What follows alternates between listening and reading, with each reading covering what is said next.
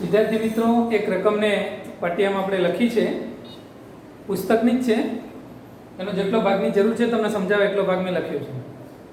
રાસાયણિક પ્રક્રિયા બ્યુટાઇલ ક્લોરાઇડનું જળ વિભાજન દર્શાવે છે અને બ્યુટાઇલ આલ્કોહોલ બને છે. પ્રક્રિયા કોઈ પણ હોય, સમય સાથેની સાંદ્રતાનો આપણે અભ્યાસ કરવો છે. શરૂઆતનો સમય માનો કે સાંદ્રતા 0.1 મોલર હતી, 50 સેકન્ડ થઈ તો સાંદ્રતામાં ઘટાડો થયો પ્રક્રિયકની સાંદ્રતામાં. આ સાંદ્રતા આપણને બ્યુટાઇલ ક્લોરાઇડની આપેલી છે. બીજી સાંદ્રતા બની, ઘટી. 100 સેકન્ડ થઈ તો ફરી સાંદ્રતામાં ઘટાડો થયો. 150 સેકન્ડે ફરી સાંદ્રતા ઘટી. 200 સેકન્ડે ફરી પાછી સાંદ્રતા ઘટેલી જે બની એ આપણને આપેલી છે. હજુ આગળ છે, તમે ઉદાહરણમાં બુકમાં જોશો તો ખ્યાલ આવશે. મારે જે તમને સમજાવવું છે એના માટે મેં જરૂર પ્રમાણે હું એ લખ્યું છે. પ્રશ્ન આપણો એ છે કે પ્રક્રિયાનો વેગ શોધો સમય સાથે, જુદા જુદા સમય. અહીંયા જે આપણને સમયનો ગાળો આપ્યો છે તમે સમજો 0 થી 50 સેકન્ડ, તો 50 સેકન્ડનો ગાળો થયો. 50 થી 100 સેકન્ડ, ફરી પાછી 50 સેકન્ડનો જ ગાળો થયો. બધા જ 50 સેકન્ડના ગાળા માટે આપણને પ્રક્રિયકની સાંદ્રતાઓ દર્શાવેલી છે અને દરેક ગાળા માટે પ્રક્રિયાનો વેગ આપણે શોધવો છે. એના ઉપરથી કંઈક સમજવું છે તો આપણે અહીંયા એ શોધી શકીએ. મારે તમને સમજાવવા માટે જેટલી જરૂર હતી એટલું મેં અહીંયા લખ્યું છે. બુકની અંદર આગળ પણ આપેલી છે સાંદ્રતા, તમે જાતે પ્રયત્ન દ્વારા સમજી શકશો. હું સૌથી પહેલા તમને સમજાવીશ કે પ્રક્રિયાનો વેગ એટલે પ્રક્રિયકની સાંદ્રતાનો ફેરફાર ભાગ્યા સમય, અને પ્રક્રિયકની સાંદ્રતાનો ફેરફાર હોય તો આગળ માઈનસ મૂકવું પડે. મૂકી દીધું. Minus R2 R1 upon T2 T1. હું આ બધાને એમ કહીશ, આ R1 છે, R2 છે, R3 R4 R5, R1 સમય T1 T2 T3 T4 T5 એમ લખી શકું આપણી સમજ માટે. ચલો, R2 R1, R2 R1, R2 કેટલા છે? 0.0905 માઈનસ R1 એટલે શરૂઆતની સાંદ્રતા 0.1, તો 0.1 upon T2 T1. આ T2 T1 તો 50 0. ચલો, આની તફાવત અને એને 50 વડે ભાગશો તો તમારો જવાબ આવશે 1.9 × 10⁻⁴ મોલ પ્રતિ લિટર પ્રતિ સેકન્ડ. એક મેં ગણતરી કરીને મૂક્યું છે. બીજાનું આપણે હવે ગણીએ, જોઈએ. ચલો, પ્રક્રિયા વેગ. હવે આપણે આ ગાળા માટે વાત કરવા માંગીએ છીએ તો ફરીથી લખીશ delta R delta T minus. હવે આ ગાળા માટે જો વાત કરવી હોય તો R3 માંથી R2 બાદ કરવા પડે, તો R3 minus R2 upon delta T. Delta T એટલે શું લખશો? T3 T2. T3 T2. ચલો, માઈનસ R3 કેટલે આપે છે આપણને? 0.0820 માઈનસ R2 છે 0.0905 upon 100 - 50. 50 ના તફાવત આવશે. ચલો, આ માઈનસ છે, આમાંથી આ બાદ કરું અને શોધવા પ્રયત્ન કરી જોઈએ. કેલ્ક્યુલેટરથી ગણીશું આપણે. 0.082 માઈનસ 0.0905 માઈનસમાં આવે છે, આગળ માઈનસ વડે ગુણીશે એટલે પ્લસ થશે, ભાગ્યા 50. 50 1 2 3 4 1.7 × 10⁻⁴ મોલ પ્રતિ લિટર પ્રતિ સેકન્ડ. આ મોલારિટીમાં છે, મોલ પ્રતિ લિટર ના સમય સેકન્ડમાં આપ્યો છે, પ્રતિ સેકન્ડ. તો આનો જવાબ આવ્યો 1.7 × 10⁻⁴. હજુ એક આગળ વધીએ આપણે, બીજું શોધવા પ્રયત્ન કરીએ. ચલો, ફરીથી પ્રક્રિયા વેગ minus delta R delta T. આ વખતે આપણે કયો? સૌથી પહેલા આ શોધ્યું, પછી આ શોધ્યું, આ શોધીએ છીએ. R4 માંથી R3 બાદ કરીશું.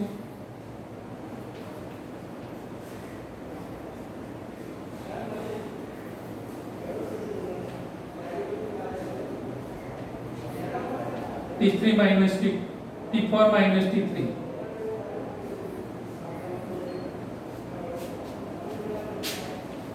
ચલો, R4 ની કિંમત 0.0741 માઈનસ R3 ની કિંમત છે 0.0820 upon 150 - 100. હવે શોધવા પ્રયત્ન કરીએ આપણે. 0.0741 minus 0.082 divided by 50. 1.58 into 10 raised to minus 4 मोल प्रति लीटर प्रति सेकंड। विद्यार्थी मित्रों, અહીંયા આપણે કેવી રીતે પ્રક્રિયા વેગ શોધાયનો અભ્યાસ કર્યો। પહેલો કેસ લીધો, બીજો લીધો, ત્રીજો કેસ લીધો। હજુ આ રીતે આપણે શોધી શકીએ આગળ।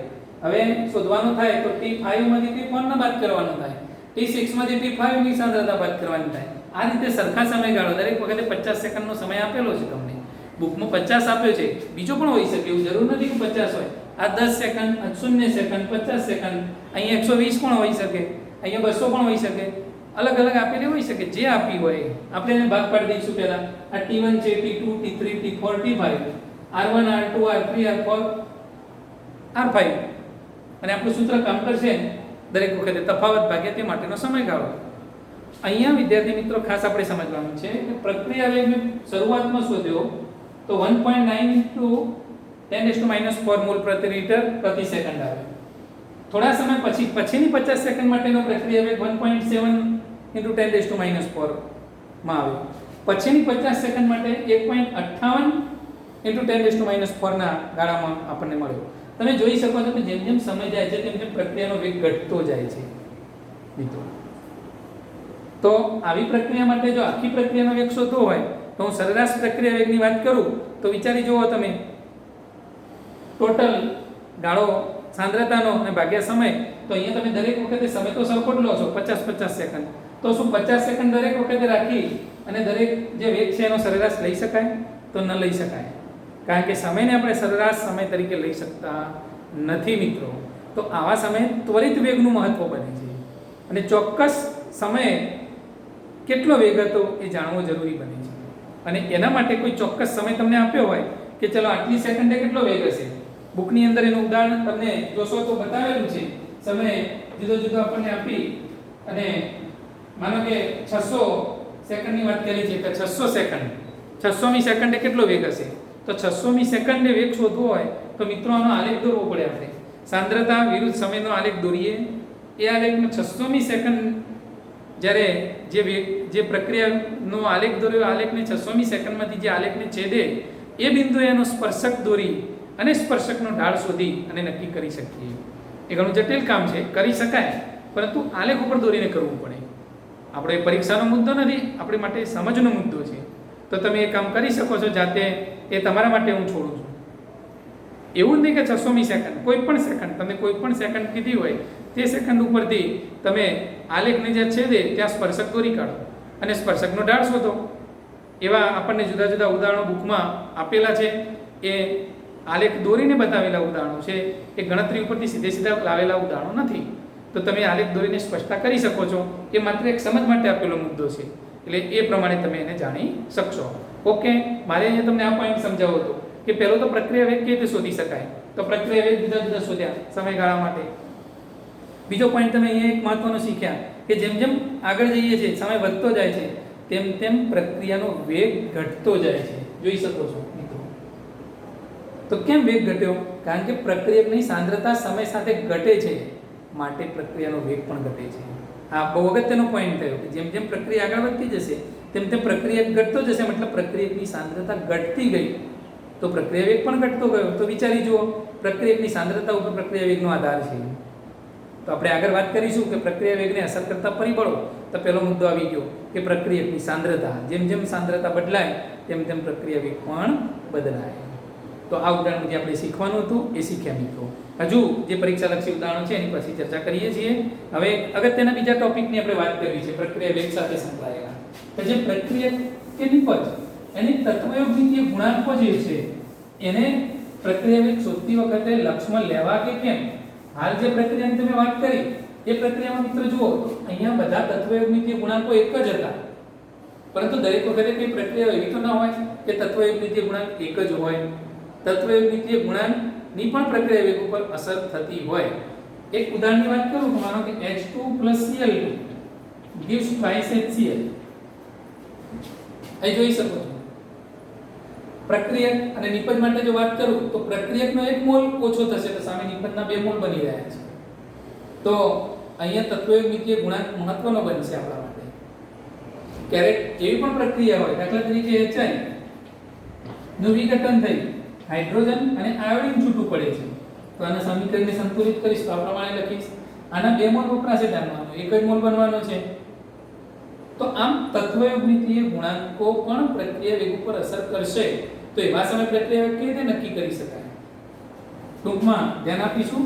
પ્રક્રિયા વેગ મારે લખવું હોય તો હું લખી શકું પ્રક્રિયા વેગ બરાબર પ્રક્રિયકની સાંદ્રતા ઉપરથી લખીશ તો આમ લખીશ પ્રક્રિયક કોણ છે H2 તો ડેલ્ટા H2 ની સાંદ્રતાનો ફેરફાર ભાગ્યા તે માટે લાગતો સમય ડેલ્ટા t, પણ આગળ શું લખવું પડશે માઈનસ. પ્રક્રિયક તરીકે H2 લીધો એટલે H2 ની સાંદ્રતાનો ફેરફાર ભાગ્યા તે માટેનો સમય આગળ માઈનસ, કારણ કે પ્રક્રિયક છે. કોઈ આના ઉપરથી નક્કી કરવા માંગે તો પણ કરી શકે. ડેલ્ટા Cl2 ની સાંદ્રતાનો ફેરફાર એટલે કે delta Cl2 upon delta t આમ પણ લખી શકાય. એના આગળ પણ આપણે માઈનસ જ મૂકવું પડશે. પરંતુ HCl માટે વાત કરવા માંગીએ તો નિપજ થઈ, નિપજની સાંદ્રતા ઉપરથી પણ લખી શકાવું જોઈએ. તો ડેલ્ટા HCl ની સાંદ્રતા upon ડેલ્ટા આમ પણ લખી શકાય, નિપજની સાંદ્રતાનો ફેરફાર ભાગ્યા સમય. પરંતુ મિત્રો અહીંયા 1 મોલમાં ફેરફાર થાય તો સામે અહીંયા 2 મોલનો ફેરફાર બનવાનો છે. માટે એમ કહી શકાય કે આમાં જે ઘટાડો થાય એના કરતાં ડબલ અહીંયા વધારો થઈ રહ્યો છે. તો જ્યારે આપણે બધાને સમાન અર્થે બતાવવા માંગતા હોઈએ, પ્રક્રિયાના વેગના અર્થમાં લખવા માંગતા હોઈએ, ત્યારે આના તત્વયોગમિતીય ગુણાંકને નીચે દર્શાવવું પડે. નિપજમાં 1/2 લખવું પડે, 1/2 delta HCl upon delta t. કેમ?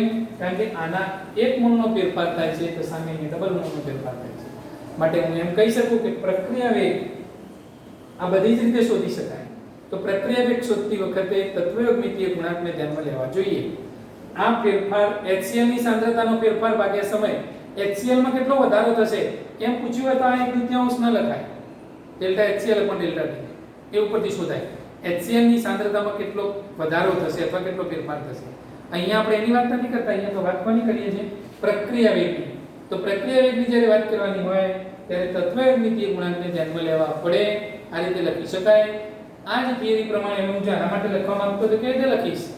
ચલો આના માટે પ્રક્રિયા વેગ લખો તો પ્રક્રિયા વેગ બરાબર પ્રક્રિયક કોણ છે HI, તો HI ની સાંદ્રતાનો ફેરફાર ભાગ્યા તે માટેનો સમય ડેલ્ટા t.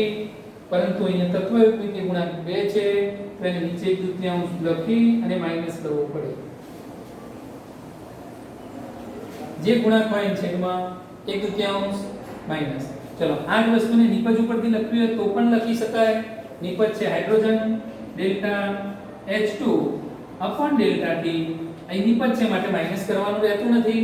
બીજું તત્વયોગમિતીય ગુણાંક એક જ છે માટે એક પણ લખવાની જરૂર નથી. એ જ વસ્તુને I2 પરથી પણ લખી શકાય, delta I2 upon delta t. આનો પણ તત્વયોગમિતીય ગુણાંક એક જ છે, એ પણ આપણે દર્શાવવાનો રહેતો નથી. તો વિદ્યાર્થી મિત્રો તમે જોઈ શકો છો તત્વયોગમિતીય ગુણાંકો જો આપેલા હોય એનો ઉપયોગ કરી અને પ્રક્રિયા વેગ કેવી રીતે દર્શાવી શકાય એ પણ એક અગત્યનો મુદ્દો હતો જે તમે અહીંયા શીખ્યા છો. એ તમને યાદ હોવું જોઈએ. ખાસ ખ્યાલ રાખજો જ્યારે પ્રક્રિયા વેગ લખવાની હોય એ વખતે આ મુદ્દાનો આપણે ઉપયોગ કરીશું. હજુ એક બીજું ઉદાહરણ લઈએ કે જે આપણા સમજને વધુ સ્પષ્ટ કરે એવું એક ઉદાહરણ લખું છું, ધ્યાન આપજો.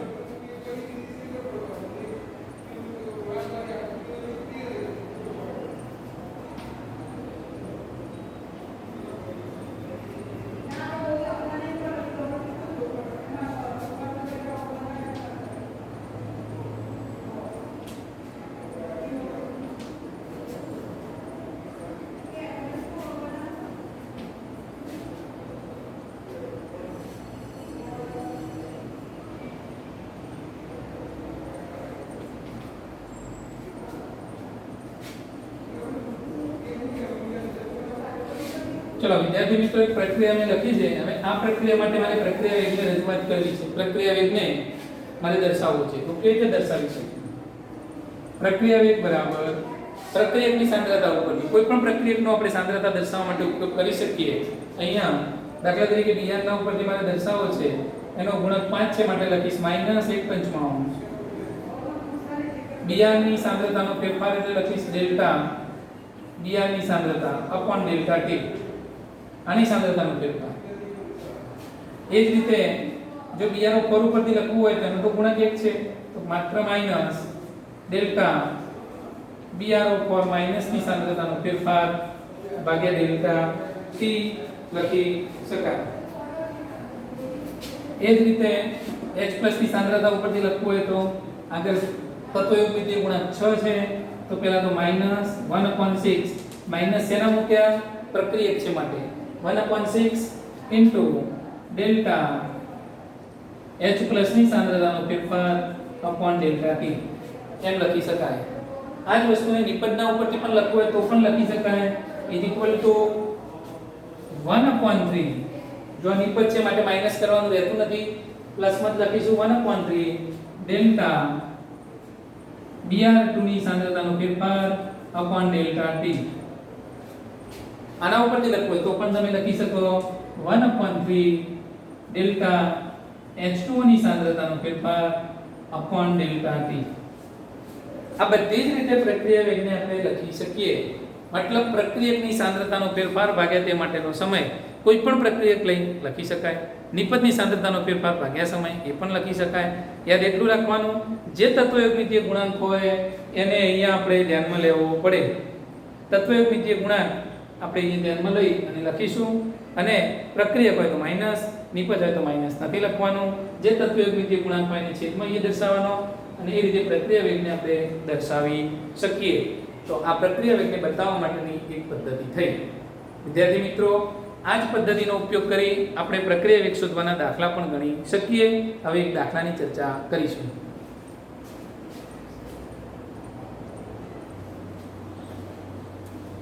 વિદ્યાર્થી મિત્રો, દાખલાની રકમ પાઠ્યમાં લખી છે. પુસ્તકનો દાખલો છે, કોયડા નંબર 4.2. તમે બધા પુસ્તકમાં જોઈ શકો છો. હું રકમ વાંચું છું અને જરૂર પૂરતું મેં લખ્યું છે. કાર્બન ટેટ્રાક્લોરાઇડમાં N2O5 નું 318 કેલ્વિન તાપમાને વિઘટન દ્રાવણમાં N2O5 ની સાંદ્રતાનું નિયંત્રણ કરીને અભ્યાસ કરવામાં આવ્યો છે. N2O5 ની સાંદ્રતા 2.33 મોલ પ્રતિ લિટર છે. 184 મિનિટ પછી ઘટીને 2.08 મોલ પ્રતિ લિટર થાય છે. પ્રક્રિયાનું આપણને સમીકરણ આપેલું છે. આ પ્રક્રિયાનો વેગ કલાક, મિનિટ અને સેકન્ડ સમયમાં ગણો. સમય દરમિયાન NO2 ના ઉત્પન્ન થવાનો વેગ પણ શોધો. જેટલી જરૂર છે એટલે મેં પાઠ્યમાં લખી છે. પહેલું તો સૌથી પહેલા આપણને જે સમીકરણ આપ્યું હોય એ સંતુલિત સ્વરૂપે છે કે નહીં એ ચેક કરી લેવું. ચલો ચેક કરી લઈશું આપણે.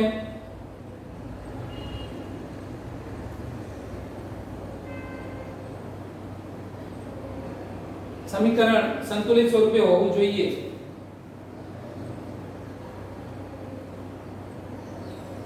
N2O5 છે 5 × 10 4 × 8 = 10. ઓકે, સમીકરણ સંતુલિત છે.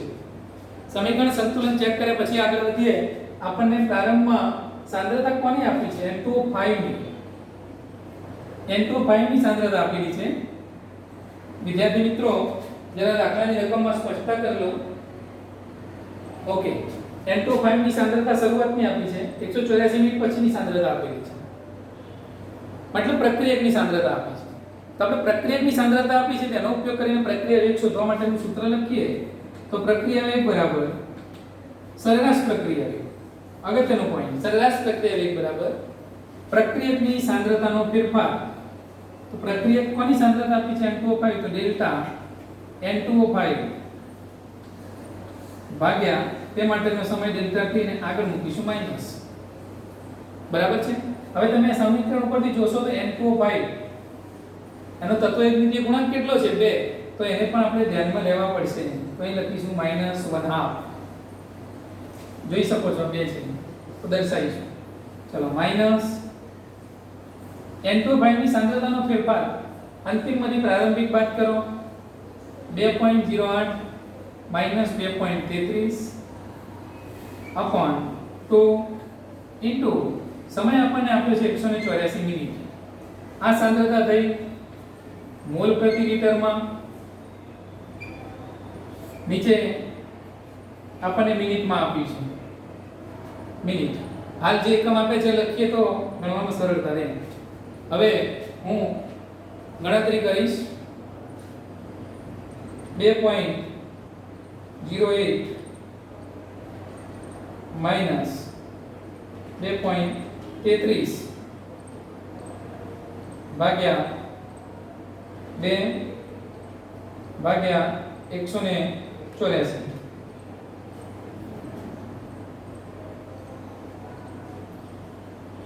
6.793 ચાલુ છે આગળ into 10 raised to minus 4 લખી શકું મોલ પ્રતિ લિટર પ્રતિ minute 6.793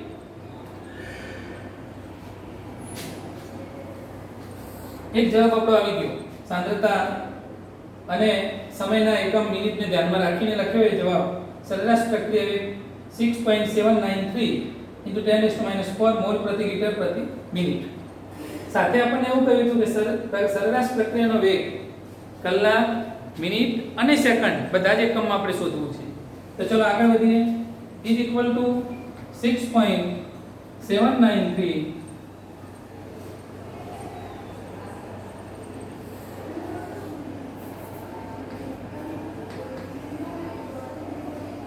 into 10 raised to minus 4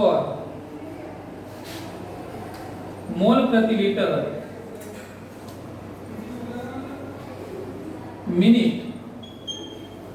આપણને જે આપ્યું છે લખ્યું હવે મારે એને એકમમાં ફેરવવો છે કલાકમાં પ્રતિ કલાકમાં નીચે કલાક લાવું તો કલાકની સેકન્ડ કેટલી 60 તો અહીંયા હું આ રીતે લખી શકું 60 સેકન્ડ 60 મિનિટ સોરી કલાકની મિનિટ 60 મિનિટ પ્રતિ કલાક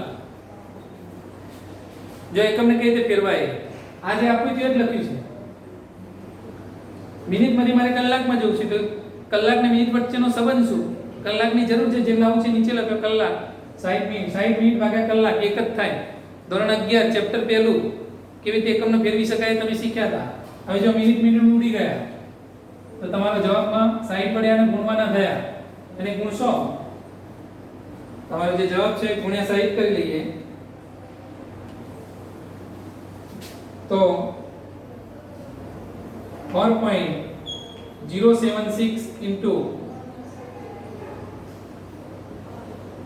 10 raised to minus 2 मोल प्रति लीटर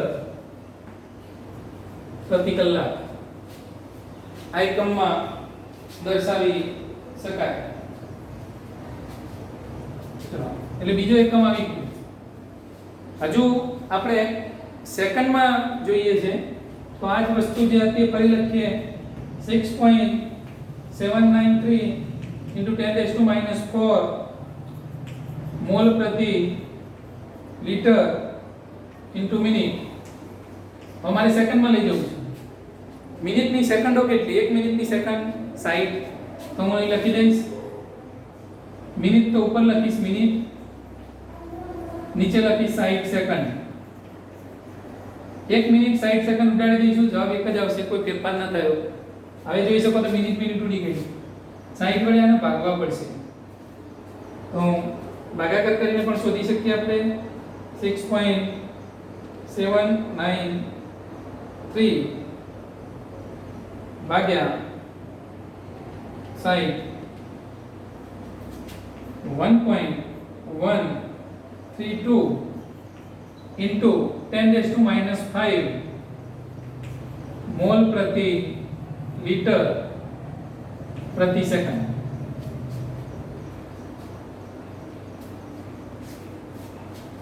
વિદ્યાર્થી મિત્રો આમ તમે જુદા જુદા બધા જ એકમમાં અહીંયા તમે પ્રક્રિયા વેગને શોધી શક્યા અને દર્શાવી શક્યા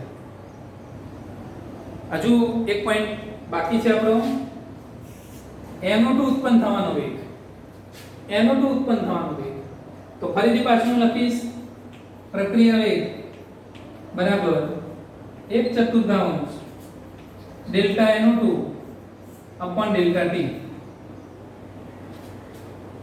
આ રીતે આપણે દર્શાવી શકીએ delta NO2 upon delta t એ વેગ બતાવે છે NO2 ઉત્પન્ન થવાનો વેગ પ્રક્રિયાનો વેગ નહીં NO2 ઉત્પન્ન થવાનો વેગ આ NO2 ના ફેરફારનો દર થયો NO2 નો ફેરફાર ભાગ્યા સમય એટલે એનો વેગ આવ્યો કોનો NO2 નો વેગ આવ્યો પ્રક્રિયાનો વેગ નથી ખાસ સમજજો આપણને પ્રશ્ન NO2 ઉત્પન્ન થવાનો વેગ પૂછ્યો છે તો આની જે વેલ્યુ થાય એને NO2 ઉત્પન્ન થવાનો વેગ કહી શકાય NO2 ના ફેરફારનો દર એવો પણ શબ્દ વાપરી શકાય દર એ વેગનો જ અર્થમાં વપરાય NO2 ના ફેરફારનો દર એટલે ભાગ્યા સમય અથવા વેગ તો આ ચારને અહીંયા લઈ જવા પડશે 4 ગુણ્યા પ્રક્રિયા વેગ બરાબર લખી શકાય NO2 ઉત્પન્ન થવાનો વેગ આ NO2 ઉત્પન્ન થવાનો વેગ ચલો પ્રક્રિયા વેગને તમે કયા એકમમાં દર્શાવવું છે મિનિટમાં ઉપયોગ કરવો હોય તો આ વાપરી શકશો પ્રતિ મિનિટ પ્રતિ કલાકમાં ઉપયોગ કરો તો આ વાપરી શકશો અને પ્રતિ સેકન્ડમાં ઉપયોગ કરો તો આ વાપરી શકશો તમે જે ઉપયોગ કરશો એ એકમમાં જવાબ આવશે આપણે મિનિટ વાળો ભાગ લખીશું 6.793 into 10⁻⁴ मोल प्रति लीटर प्रति minute is equal to NO2 उत्पन्न થવાનો વેગ ચલો તેથી NO2 ઉત્પન્ન થવાનો વેગ કેટલો આવશે આપણને અને 4 વડે ગુણવા પડશે 6.793 ગુણ્યા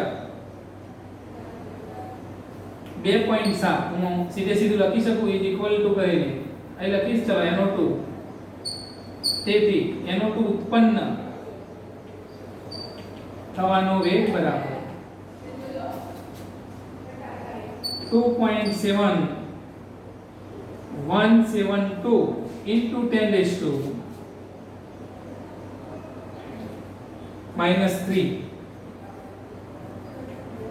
मोल प्रति लीटर प्रति मिनिट 2.7172 10⁻³ मोल प्रति लीटर प्रति मिनिट આ NO2 ઉત્પન્ન થવાનો વેગ થયો કહેવાય આ પોઈન્ટ બહુ અગત્યનો છે ફરીથી ખાલી સમજાવી દઉં ધ્યાન આપજો NO2 ઉત્પન્ન થવાનો વેગ એટલે આપણે પહેલું સૂત્ર તો કોનું મૂક્યું પ્રક્રિયા વેગનું સૂત્ર મૂક્યું એવું સૂત્ર મૂક્યું કે જેમાં NO2 ની કિંમતની વાત આવી જાય તો આ સૂત્રનો ઉપયોગ કરી શકીએ પ્રક્રિયા વેગ બરાબર 1/4 ગુણ્યા NO2 ની સાંદ્રતા ભાગ્યા સમયનો ફેરફાર માનો કે O2 નો પ્રશ્ન પૂછ્યો હોત તો શું લખી શકાય તો અહીંયા હું NO2 ની જગ્યાએ O2 લખો delta O2 upon delta T એમાં કોઈ સહગુણક નથી તો 1/4 ના આવે સાથે સાથે એમ પૂછ્યું હોત જો કે આ તો આપેલી કિંમત છે એટલે તો પૂછવાના નથી માટે અહીંયા NO2 નો પ્રશ્ન હતો તો NO2 ને ધ્યાનમાં રાખીને પ્રક્રિયા વેગનું સૂત્ર લખ્યું એમાંથી જે તત્વવેગનો જે ગુણાંક હતો એને પ્રક્રિયા વેગ સાથે ગુણી દીધો એટલે NO2 ના ફેરફારનો દર મળ્યો ને ફેરફારનો દર એ શું થયો પ્રક્રિયા વેગ તો NO2 ના પ્રક્રિયા વેગ NO2 ઉત્પન્ન થવાનો વેગ NO2 નો વેગ પ્રક્રિયા વેગ નહીં સોરી NO2 ઉત્પન્ન થવાનો વેગ NO2 ઉત્પન્ન થવાનો વેગ આપણને મળી ગયો આ રીતે તમે પરીક્ષામાં પ્રશ્ન પૂછી શકાય શું પૂછ્યું છે ખાસ ધ્યાનમાં રાખજો પ્રક્રિયા વેગ પૂછ્યો છે કે કોઈ ચોક્કસ પર્ટિક્યુલર પ્રક્રિયા અથવા તો નિપજ ઉત્પન્ન થવાનો વેગ પૂછ્યો છે આ ખૂબ IMP દાખલો છે અગત્યનો છે ખાસ તૈયાર કરવો પરીક્ષા માટે ખૂબ IMP દાખલો છે તો વિદ્યાર્થી મિત્રો આ રીતે તમે જુદા જુદા દાખલા ગણી શકો હજુ તમને લખાણ સંબંધિત દાખલાઓમાં પણ આપેલા છે આ જ મેથડનો ઉપયોગ કરીને પણ આપણે શોધી શકીએ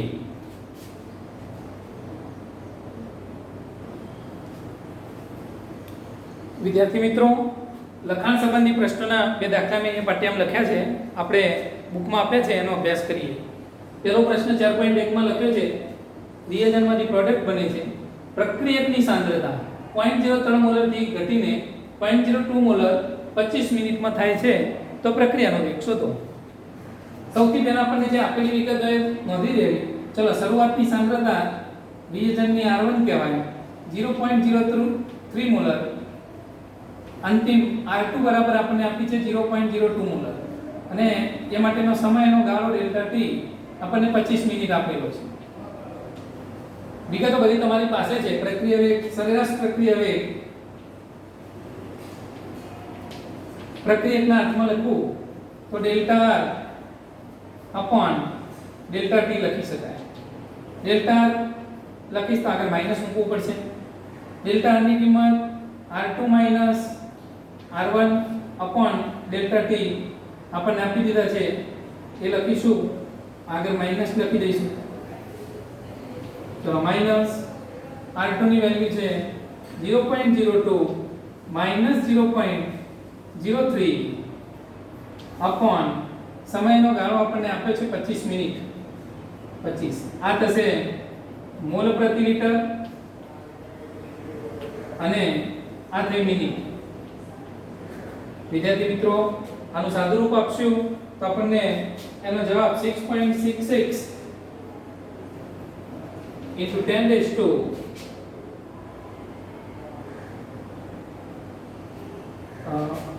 સૌથી પહેલા આપણે મિનિટમાં શોધીશું, પછી આગળ વાત કરીએ.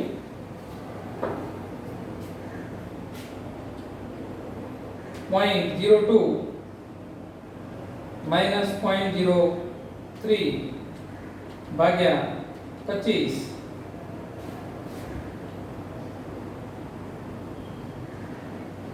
4 into 10 raised to minus 4 मोल प्रति लीटर प्रति मिनिट.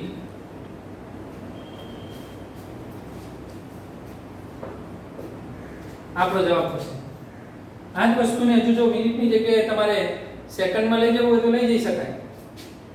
કેવી રીતે લખીશું સેકન્ડમાં? is equal to 4 into 10 raised to minus 4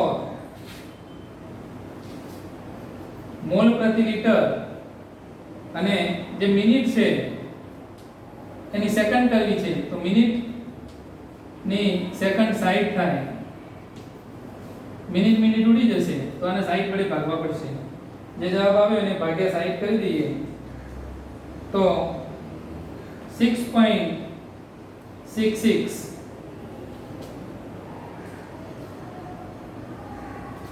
into 10 raised to minus 6 मोल प्रति लीटर प्रति सेकंड. આ કહી શકાય. વિદ્યાર્થી મિત્રો આ દાખલો જે છે એનો જવાબ આપણે બે રીતે શોધ્યો છે. એક મોલ પ્રતિ લિટર પ્રતિ મિનિટમાં, બીજો મોલ પ્રતિ લિટર પ્રતિ સેકન્ડમાં. જે એકમમાં પૂછ્યો એ એકમમાં તમે ગણી શકો છો. ખૂબ સરળ છે, આવડશે પણ ખરો. ચલો બીજો દાખલો જે છે 4.2 એની હું અહીંયા વાત કરવા માંગુ છું, એ પણ આપણે અહીંયા ધ્યાન આપીશું.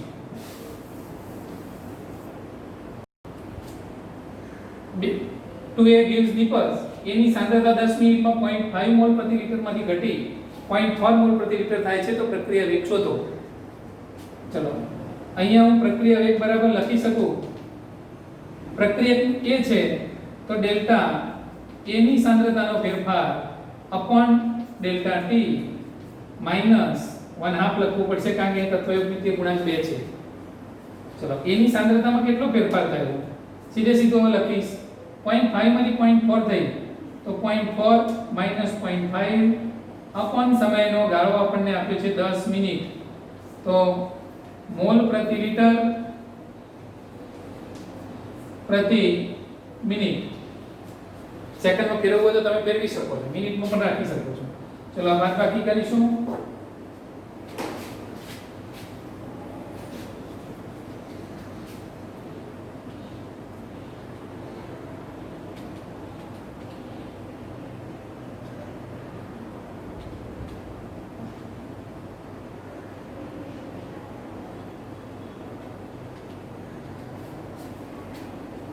Five into 10 raised to minus 3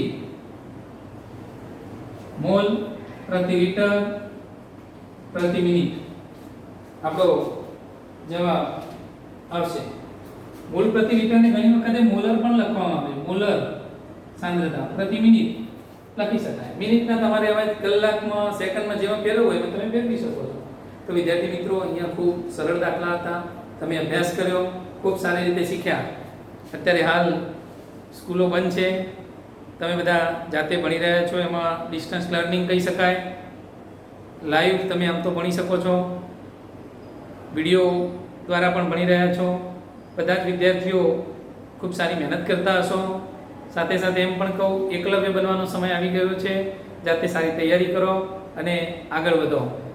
પ્રયત્ન કરશો તો ખૂબ સારો ટાઈમ તમારી પાસે છે.